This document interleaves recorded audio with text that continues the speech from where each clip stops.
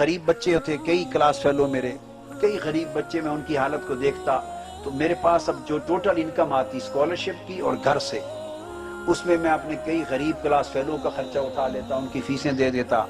کسی کے کپڑے نہیں ہیں تو انہیں کپڑوں کے پیسے دے دیتا، کتابیں خرید کے، تو کچھ تو پیسے میں 2-3-4 اپنے ساتھی غریب کلاس فیلوز پہ خرچ کر دیتا۔ ایئرنگ کر رہا تھا ملتان میں ہاسٹل میں، دوسرا بھائی محمد طارق وہ سرگودا میں پڑھ رہا تھا۔ ابا جی قبلہ نے ہم تینوں کو اخراجات بھیجنے ہوتے تھے اور گھر کے اخراجات الگ، اور 15-20 خاندان تھے بے افغان کے، یتیموں کے، غریب عورتوں کے، محلے میں دوسرے تیسرے محلے میں 15-20 غریب خاندان، ان کو ماہانہ خرچہ دیتے تھے۔ تو غریب پروری بھی تھی ان کی، بڑی سخاوت تھی، ان کے خرچے بھی دینے، مستحقین کو بھی دینا، اور کبھی پھر خود حرمین شریفین کی حاضری کے لیے اکثر جاتے رہتے، کچھ اس کے لیے بچا لیا،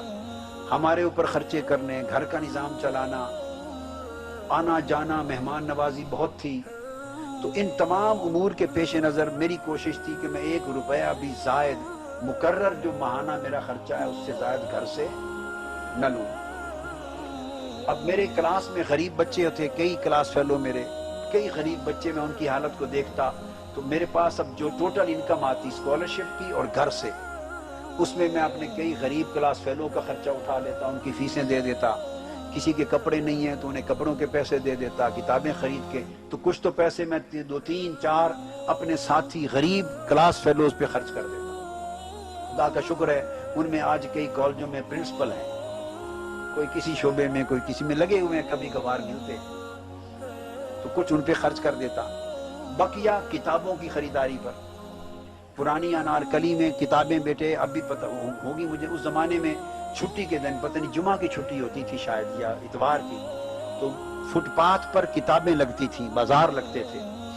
تو چھٹی کے دن چلے جانا، 7-7 8-8 گھنٹے بیٹھ کر کتابوں کو چننا۔ کشمیری بازار چلا جاتا تھا، وہاں پرانی دکانیں تھی، پتہ نہیں کیا کس کی دکان کہلاتی تھی، غلام نبی اینڈ سنز، اور ایک اور بھی اللہ والے کی دکان، قومی دکان اور اس قسم کی ہیں،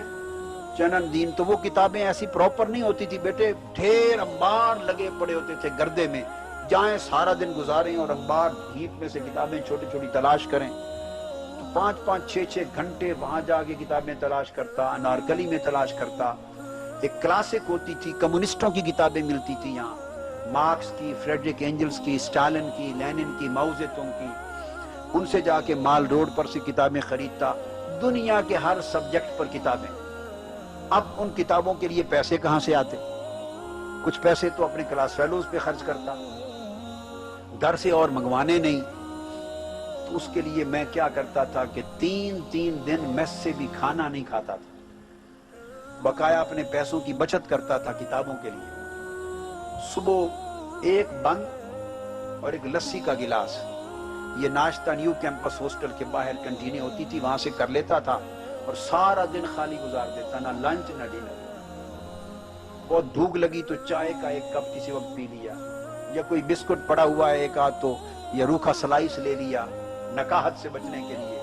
تو میس 2-3 دن بند کر کے ان پیسوں کی اپنے بل میں بچت کرتا۔ 3 دن نہ کھانا، صرف ناشتہ کرنا، اور دوپہر اور شام کا کھانا ہی نہ کھانا، ایک رات کو چائے کا کپ پی لینا، بس 3 دن کھانا بند رکھنا تو میرا عام معمول تھا 3-4 سالوں تک، جب ایم اے بھی کیا اور جب لاء بھی کیا۔ تو اس طرح جو پیسے، یعنی پھر اس کے بعد 2-4 دن 5-6 دن میس کھا لیا، اگلے ہفتے پھر میں ناغا 3 دن کا کر لیا، تو جو بچت ہوتی تھوڑی سی پیسوں کی ایسٹیمیٹ ہو جاتا تھا اتنی بچت، اس بچت سے جا کے میں کتابیں خریدتا تھا۔ اور کبھی اسی طرح بچت کرنے کے لیے بسوں پر بھی نہیں آتا تھا، نیو کیمپس رہائش تھی، نیو کیمپس۔ اب آپ دیکھیں بیٹے، ابا جی قبلہ کی طرف سے پیسوں کی فراوانی ہے، کوئی کمی، اللہ کا شکر ہے 15-20 خاندانوں کی مالی کفالت کر رہے ہیں، مگر ایک تہیہ تھا کہ، اور بھائی بھی ہیں، ذمہ داریاں، تو ایک تہیہ یہ تھا کہ والدین سے پیسے اور نہیں لینے، ان پر بوجھ نہیں بننا، جتنے آتے ہیں وہی کافی ہیں، اسی کے اندر مینج کرنا ہے اکانومی۔